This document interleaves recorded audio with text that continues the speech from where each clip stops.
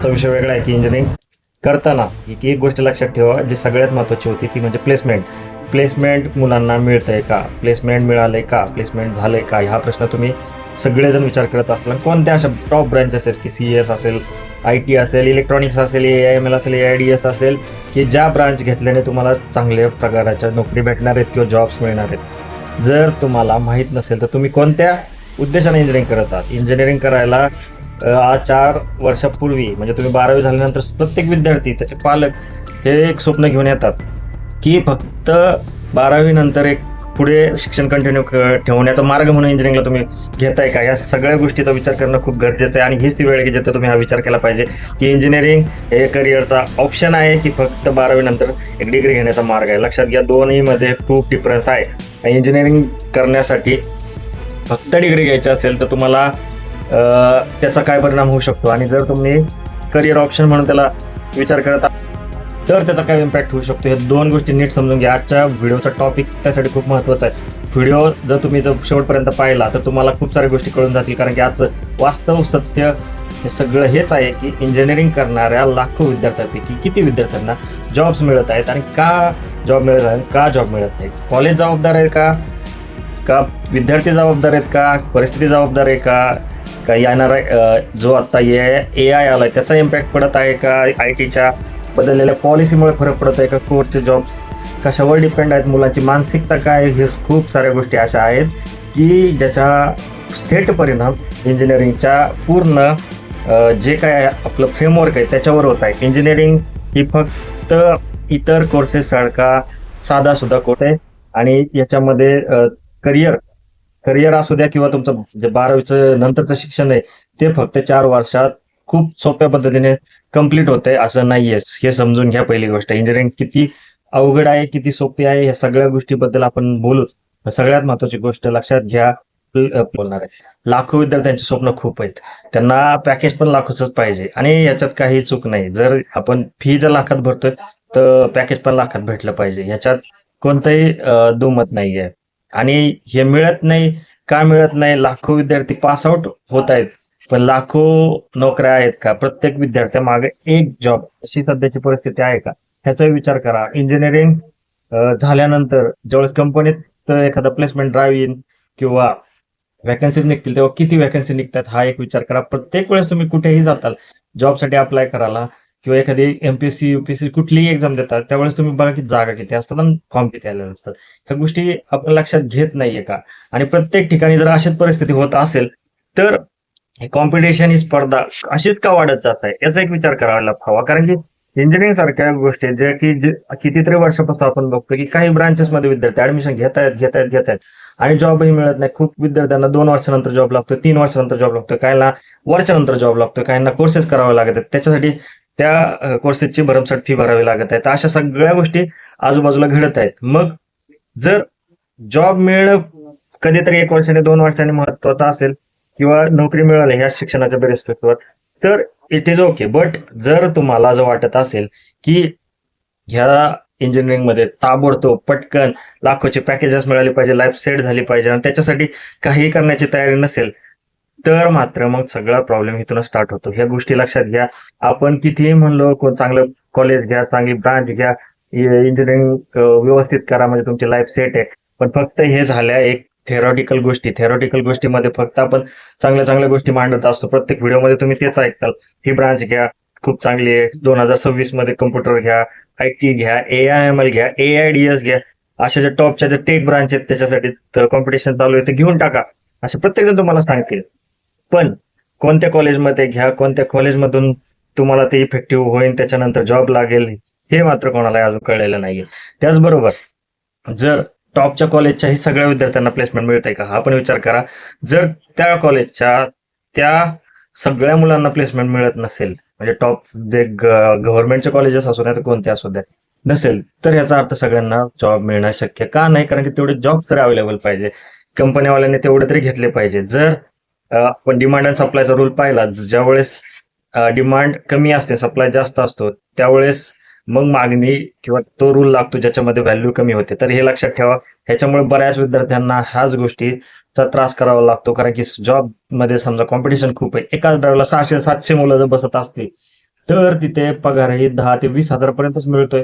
ही एक रियालिटीच आहे. त्याच्यामुळे ही गोष्ट समजून घ्या विद्यार्थी मित्रांनो, की तुम्हाला प्रत्येक जॉबसाठी स्ट्रगल करणं आहे, कॉम्पिटिशन देणं आहे, त्याच्यासाठी स्किल इम्प्रूव्ह करणं आहे आणि प्रत्येक त्या विद्यार्थ्याला बीट करणं गरजेचं आहे, जो त्या नोकरीसाठी तिथं आलेला असेल. तो समजून घ्या, की तुम्हाला या सगळ्या गोष्टीमध्ये त्याला मागे टाकून ती नोकरी मिळवणं गरजेचं आहे. 10 ते 20% विद्यार्थी फक्त इंजिनिअरिंगला एक करिअर ऑप्शन म्हणून येतात, हार्डवर्क करतात आणि जॉब मिळवण्याचा पुरेपूर प्रयत्न करतात. 70% ते 70 ते 80% विद्यार्थ्यांना इंजिनिअरिंग हा 12वी नंतर डिग्री मिळवण्याचा एक मार्ग असतो, ज्याच्यामध्ये ते 12वी सायन्स नंतरचा एक डिग्री मिळवण्याचा एक मार्ग म्हणून आलेला असतात. पालकांची तशीच अपेक्षा असते, डिग्री पूर्ण झाल्यानंतर कधी ना कधी जॉब मिळेल, ह्या गोष्टीवर ते बिलीव्ह करून येत असतात. आणि प्रोसेस हार्ड असते. त्या कसं होतं, अशा वेळेस जर निर्णय फिक्स नसतील तर त्याच वेळेस सब्जेक्ट राहतील, त्याच्यानंतर थोडेसे रिझल्टमध्ये चढ उतार येईल आणि मग नंतर कसं बस इंजिनिअरिंग करून जेव्हा तो बाहेर पडेल त्याच्यानंतरही जॉबच्या मार्केटमध्ये ह्या सगळ्या सिच्युएशन येत राहतील. मग अशा सगळ्या गोष्टीमध्ये त्या विद्यार्थ्याला परत प्रॉब्लेम येतच राहतो. मग एक लक्षात घ्या, इंजिनिअरिंग मध्ये आपण कितीतरी लोक विद्यार्थी उतरतोय आणि मी म्हणतो की सर्वांनी ऍडमिशन घेतलं तर काही प्रॉब्लेमही नाही. ऍडमिशन सगळ्यांनी घ्यावं, प्रयत्न सगळ्यांनी करावं, स्वप्न सगळ्यांनी पाहावं. स्वप्न पाहण्यात काही अडचण नाहीये, कारण की आज आपण इंजिनिअरिंग सोडून एक असे काही करिअर पाहतो, जसं की फिल्म इंडस्ट्री असेल, क्रिकेट असेल. करोडो लोक स्वप्न पाहतात. करोडो मधल्या 100, 200, 1000 लोकांची स्वप्नही पूर्ण होत आहेत. हार्डवर्क तेही करत आहेत. असं नाही, कॉम्पिटिशन सगळीकडे. कॉम्पिटिशन BAMS करायला गेले, नीट एक्झाम देऊन, तरी तिकडेही कॉम्पिटिशन आहे. तुम्हाला कॉम्पिटिशन कुठेच नाही. आपल्या देशाची लोकसंख्या जर एवढी असेल आणि शिक्षणाचं जर प्रमाण वाढत चाललं तर मग नंतर नोकरीमध्ये कॉम्पिटिशन वाढणारच आहे. त्याच्यामुळं हे रियालिटी तर कुणीही नकारू शकत नाही. मग त्याच्यामुळं काय करणं गरजेचं आहे, कॉम्पिटिशन करून आपला जॉब घेणं. आणि आणखीन महत्वाचा मुद्दा म्हणजे इंजिनिअरिंग व्यवस्थित समजून घ्या. इंजिनिअरिंग का करायचे आहे, इंटरेस्ट म्हणून घेतोय का इंजिनिअरिंग मध्ये, आपला मित्र आला मग घेणार, याच्यात काय अर्थ नाहीये. इंजिनिअरिंग सध्या आपल्याला प्रतिष्ठेचा विषय आहे. इंजिनिअरिंग कॉलेजमध्ये शिकणं म्हणजे खूप चांगली गोष्ट आहे. यस, सगळं एवढं निगेटिव्ह डिस्कशन ऐकल्यानंतर तुम्हाला वाटत असेल की सर म्हणतात इंजिनिअरिंग करूच नका. इंजिनिअरिंग करू नका असं म्हणण्याचा माझा अजिबात उद्देश नाही. इंजिनिअरिंग केली पाहिजे. इंजिनिअरिंग करताना खूप साऱ्या संधी आहेत, सोयी आहेत. आपण कम्प्युटरचं उदाहरण घेतलं तर खूप साऱ्या कंपन्या आहेत ज्या की तुम्हाला चांगली लाईफ देत आहेत, IT ची लाईफस्टाईल देत आहेत, पगार देत आहेत, सगळ्या गोष्टी होत आहेत. आणि तुमचं लाईफस्टाईल म्हणा, तुमची घरची परिस्थिती असू दे, ज्या उद्देशाने तुम्ही इंजिनिअरिंगला आलेला आहे त्यातून तुम्ही सुधारत आहेत. त्याचबरोबर तुमचं नॉलेज आहे जे की त्याच्यानंतरही खूप कामाला येत आहे. काही मुलं चांगले सॉफ्टवेअर बनवत आहेत, काही ऍप बनवत आहेत, म्हणजे रिसर्च मधून खूप साऱ्या गोष्टी बनवत आहेत. तर ह्या गोष्टी खरंच वाखाणण्या जोग्या आहेत. तर तुम्ही लक्षात घ्या, इंजिनिअरिंगचा वापर चांगल्या कामासाठी, फायद्यासाठी किंवा समाजासाठी केला तर खूप चांगलीच गोष्ट आहे. त्याच्यातून पैसा मिळवणं ही तेवढीच मोठी महत्वाची गोष्ट आहे. पण त्याच्यासाठी लागतं पॅशन, त्याच्यासाठी लागतं टॅलेंट, त्याच्यासाठी लागतं मेहनत. या सगळ्या गोष्टी करत जावं लागणार आहे. म्हणून इंजिनिअरिंग करायचं असेल तर प्रत्येक ब्रांच विद्यार्थ्यांनी स्कोप, करिअर, ह्या सगळ्या गोष्टी बघणं गरजेचंच आहे. त्याच्याबरोबर काही गोष्टी लक्षात घेण्यासारख्या आहेत की तुम्हाला इंजिनिअरिंग मध्ये येताना त्या ब्रांचची माहिती नव्हती इथपर्यंत ठीक आहे, पण त्या ब्रांच मध्ये आल्यानंतर त्याच्या रिलेटेड फ्युचर ऑप्शन साठी आपण तयार कसं व्हायचं ह्या गोष्टी पण पाहणं गरजेचं आहे. आणि आता सांगतो की जो महत्वाचा प्रश्न, कोणती ब्रांच घ्यावी, कोणती ब्रांच न घ्यावी, ह्याच्यामध्ये CS, IT वगैरे आपण जे काही बोलतोय ना, ते घेण्या मागे आपण किती तयार आहोत, की त्याच्यामागे आपल्याला आवड किती आणि आपण त्याच्यामध्ये किती स्किल घेऊ शकतो, ह्या गोष्टीचा विचार तुम्ही केला पाहिजे. आणि खरं तर इंजिनिअरिंग का करावे ह्याच्यामध्ये अजून एक गोष्ट तुम्हाला सांगतो की इंजिनिअरिंग करताना तुम्हाला फायदे खूप आहेत. तुमची सेल्फ डेव्हलपमेंट होईल. तुम्ही अशा ठिकाणी स्वतःला अप्रोच करत आहे, तुमचे जॉब्स अशा ठिकाणी असणार आहेत जिथे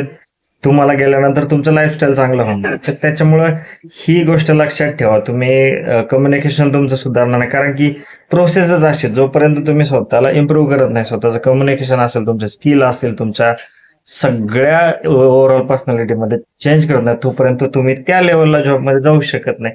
सो एक बेटर ऑपॉर्च्युनिटी आहे की तुम्ही स्वतःला चॅलेंज करताय, स्वतःला बदलण्याचा प्रयत्न करताय, इम्प्रूव्ह करताय का त्या जॉबसाठी. आणि तो जॉब तुम्हाला पुढचं राहिलेल्या आयुष्यामध्ये सगळं काही देऊ शकतो. तुम्हाला एक स्टेबल लाईफस्टाईल देऊ शकतो, तुमच्या घरच्यांना जगण्यास सोड देऊ शकतो, त्याचबरोबर फ्युचरमध्ये तुम्हाला स्वीकार करू शकतो. मग त्यासाठी तुम्हाला त्या योग्यतेचं, त्या ह्याचं बनणं गरजेचंच आहे. ही सगळ्यात महत्वाची गोष्ट आहे. म्हणून हे सगळ्या ऍडमिशन प्रोसेस मध्येच मी तुम्हाला ह्या गोष्टी का सांगतोय, कारण की ऍडमिशन घेताना तुम्हाला हे सगळं क्लिअर पाहिजे की आपल्याला आपली लाईफ त्या स्टाईलमध्ये चेंज करणं गरजेचं आहे. त्याचबरोबर तुम्हाला अशा कुठल्या तरी आयडियल लोकांना फॉलो करणं गरजेचं आहे की त्यांनी इंजिनिअरिंग करून काहीतरी अचीव्ह केलेलं आहे, इंजिनिअरिंग करून स्वतःमध्ये बदल घडवलेला आहे. तर कोणत्या तरी इंजिनिअरिंग झाल्यानंतर कंपनी जॉब करणं गरजेचं आहे. IT असू दे, कोर असू द्या, त्या ठिकाणाला कधी ते व्हिजिट पण करत नाही.